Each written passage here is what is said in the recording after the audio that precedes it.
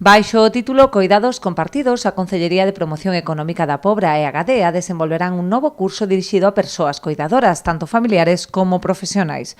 É importantísimo non só atender estes veciños, senón tamén coidar a seus propios coidadores, que moitas veces son familiares do entorno e non son só profesionais.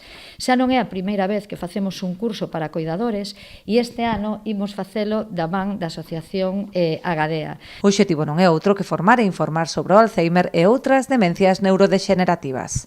É moi importante que os coidadores pois aprendan, fórmense nas demencias, evitar así o seu estrés, mellorar a calidade de vida, porque se o coidador non está ben atendido, tampouco o vai estar a persoa doente. O curso impartirase os días 14 e 15 de marzo en horario de mañá na Casa da Mocidade. Será totalmente de balde e estará impartido por diversos profesionais de Agadea. O curso vaise impartir a próxima semana, tanto xoves como venres pola mañán, de 10 a 2.